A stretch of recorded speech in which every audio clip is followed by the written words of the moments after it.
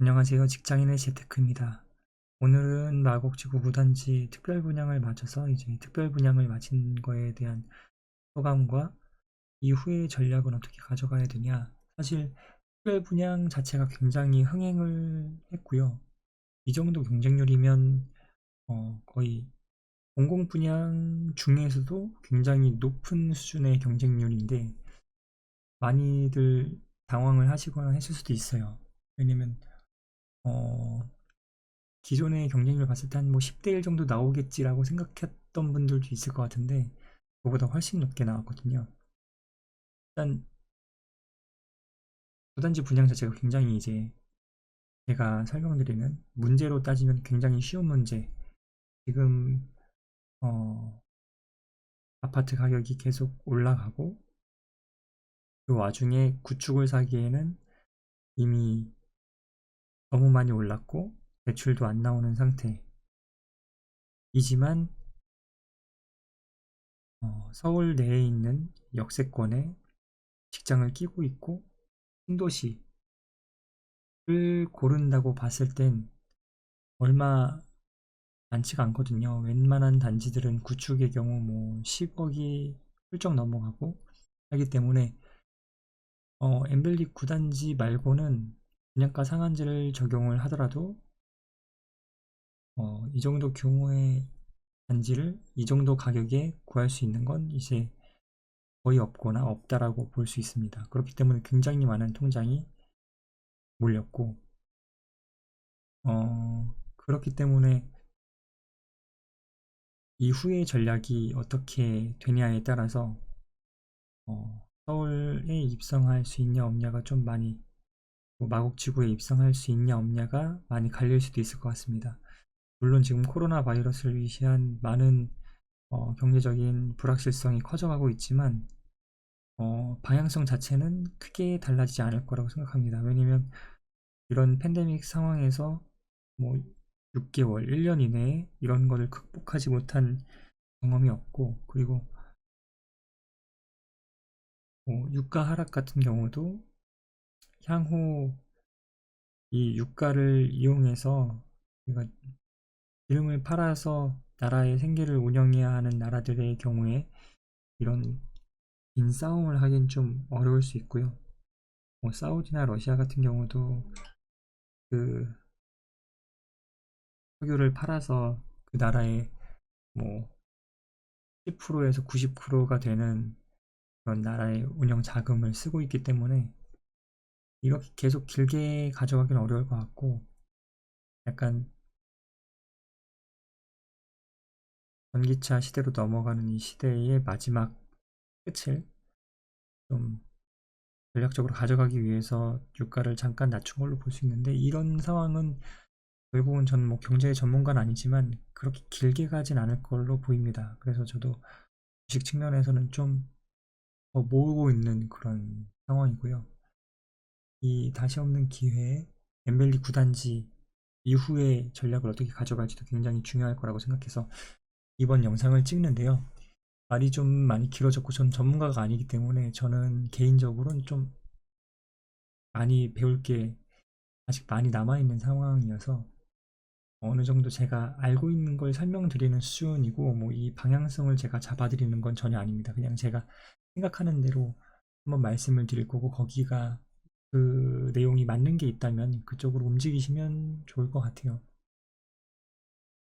어느 정도 이제 아직 제 영상은 좀 많이 배울 게 남아있거나 아직 잘 모르는 분들 위주로 설명하고 있으니까 뭐 도움이 조금이라도 된다면 그게 제 보람이라고 생각을 합니다. 먼저 이제 구단지 특별 분양 접수 결과를 보면 북일의 같은 그러니까 지금 상황에서 예전에 토지를 공급받아서 지금 이제야 공급하고 있는 그런 단지들 그러니까 로또라고 불리는 그런 단지들 대비 특별 분양의 청약 접수 결과를 봤을 때 신청 세대 수가 굉장히 많은 편입니다. 경쟁률이 특별 분양 뭐 많아봤자 뭐 4대1, 뭐 7대1, 10대1을 넘기가 쉽지가 않거든요. 웬만한 로또라고 봐도. 그러니까 뭐 어떤 특별한 평형, 그러니까 보통 분양사들이 얘기하는 뭐 50대 1이 나왔습니다. 뭐 200대 1이 나왔습니다라고 하는 건 그 특별 평형에 한 평형에 집중돼서 그렇게 나왔을 수가 있습니다. 예를 들어 뭐 위례 같은 경우는 테라스 하우스가 될 수도 있을 거고 뭐 어떤 단지 같은 경우는 몇 세대밖에 안 나오는 그러니까 세대 수가 굉장히 이제 잘게 잘게 쪼개져 있을 때 그 평형에 의해서 많이 쪼개져 있을 때 한 평형에 몰렸을 때 그런 현상이 나오곤 하거든요. 그렇기 때문에 이번 특별 분양은 그냥 확장이다 비확장형이다 가지고 했을 때 경쟁률 측면에서는 굉장히 높은 경쟁률이 나왔다고 볼 수 있습니다. 이것은 서울 분양이 이제 로또 분양으로 할 수 있는 그런 공공 분양은 뭐 마곡같이 이렇게 지역 자체가 묶여 있었던 뭐 논밭으로 묶여 있었던 그런 곳 제외하고는 많지 않을 거거든요. 제 생각에 뭐 거의 없다라고 보고 있습니다. 그래서 경쟁률을 2015년 9월에 진행된 엠벨리 2차 분양과 비교해서 봤을 때만 하더라도 굉장히 많이 높아진 걸 볼 수 있습니다. 지금 뭐 특별 분양 접수 결과를 2차 분양만 봤을 때 대충 더해봐도 한 1000개? 지금 이렇게 나눠져 있긴 한데 1000개 수준? 1000개도 1500개 뭐 이렇게 될 것 같은데 지금 거의 10배에 해당하는 14,000개가 몰렸습니다. 일반 분양을 그냥 봐도 뭐 3만 개 정도 몰리는 게 끝인데 특별 분양에만 그 뭐 3만 개 통장 제가 대충 봤을 때 서울 지역에 지금 로또 분양 넣고 있는 분들이 한 3만 개 통장 정도 되는 것 같은데 그 통장에 이제 특별 분양에만 절반이 몰렸습니다. 일반 분양은 더 경쟁률이 높을 거라고 보이고요. 당연한 얘기지만 역시나 비확장형에 많이 몰렸고 거의 반 정도 수준의 경쟁률을 보이고 있습니다.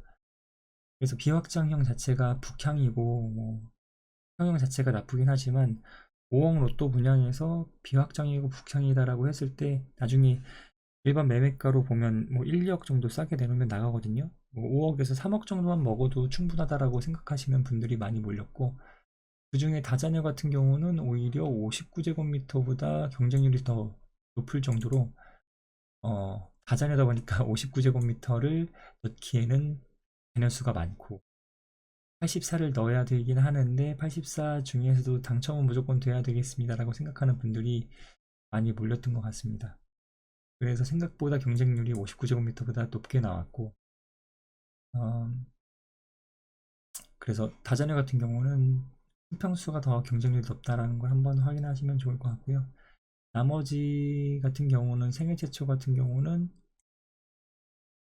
이 59제곱미터에 굉장히 많은 통장이 몰렸습니다.